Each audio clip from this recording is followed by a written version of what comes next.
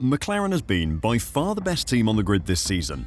They have dominated the podium positions, taking 2 of the 3 spots in 11 of the 14 races so far this season. Between Oscar Piastri and Lando Norris, they've taken the top spot at 11 of the 14 races as well. It is reminiscent of 2023, when Red Bull won all but one race, but the difference is that McLaren's season has kind of come out of nowhere. When Red Bull went on a rampage, they had been the out-and-out best team during the previous season, taking both titles as well. Last year, though, McLaren were in a close competition with Ferrari and Verstappen for race wins. Their winter development has astonished the rest of the grid, but what has been most surprising is that no one has been able to work out how it has happened. Now, McLaren are in the enviable position of having both drivers fighting each other for the driver's title. There has been a lot of talk about how the team will handle the two after the summer break, and McLaren have revealed exactly what they'll do to ensure that both drivers stay happy, even when one of them loses a driver's championship. Verstappen has also identified exactly what it is that McLaren have done, which has resulted on them being borderline unbeatable. Today, I'll check it all out, so don't go anywhere.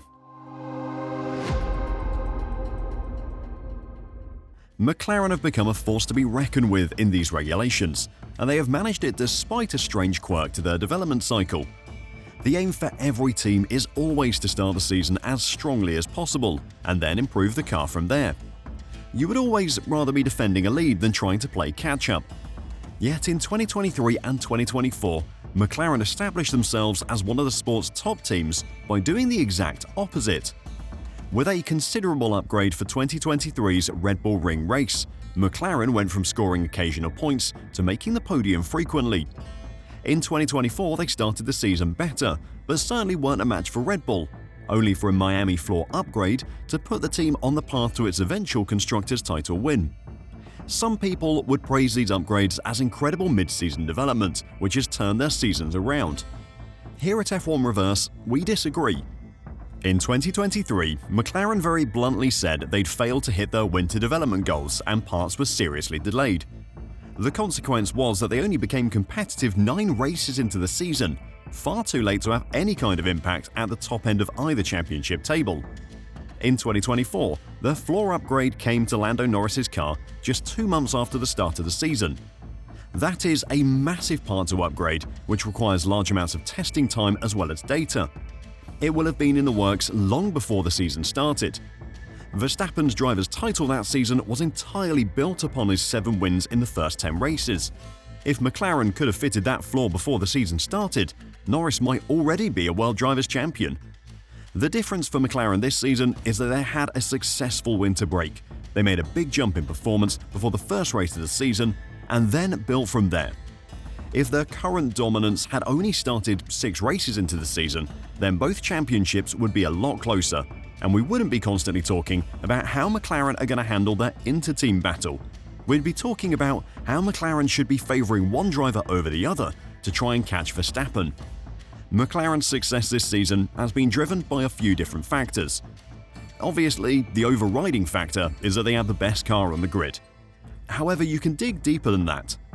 With those early season upgrades over the past couple of years, McLaren have showed something that no other team has in these regulations. When it comes to upgrades, they get them right. McLaren's correlation processes at base are the class of the field.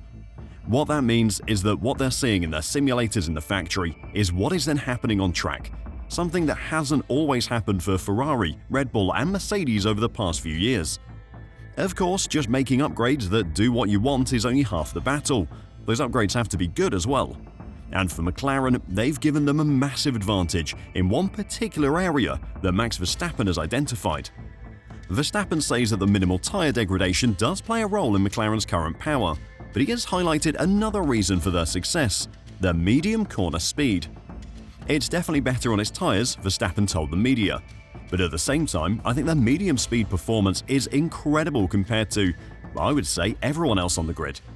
The rotation that they have on the front axle without losing the rear is something that is also quite incredible to see, and that's something we have to try to achieve. McLaren team principal Andrea Stella responded to Verstappen's cornering speed assessment. That's an easy answer because it can be answered just by looking at the GPS data, Stella replied. When you look at the speed comparison with some other teams, the data says that McLaren can generate the highest mid-corner speed in medium-speed corners. So I think the assessment of Max is correct. We still have our weak points. If you go on a very high-speed corner like Copse, for instance, or Pouhon, we're not the fastest car. Likewise, probably in very low speed, we're not the fastest car. But the majority of corners in a championship happen to be medium-speed corners, and certainly in that range, our car is, data in hand, the best. As I said earlier though, McLaren have been able to build that mid-corner strength thanks to their incredible upgrades. But before I talk about how they've managed that, if you're enjoying the video and want to catch more news and analysis from this F1 season, then make sure to press the like button and subscribe to F1 Reverse. Thanks a lot. So McLaren have this incredible ability to fit upgrades that seem to instantly work with their car, something you would think would be the norm, but as the rest of the grid have discovered, it really isn't. If it was, Max Verstappen would still be winning every race, with Fernando Alonso finishing second. Team principal Andrea Stella believes that this is due to the team getting the fundamentals behind each new potential upgrade right.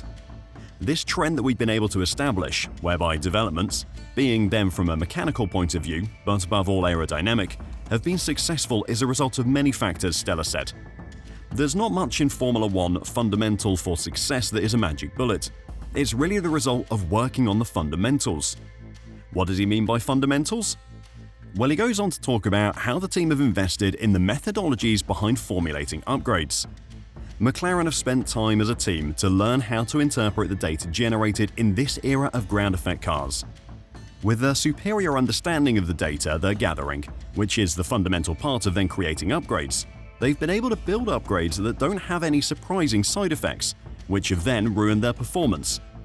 It sounds simple, but in reality, developing that understanding of the data and how to interpret it is one of the hardest parts of Formula 1. Off the back of it, McLaren have become a championship-winning team, and this season, they will win both titles.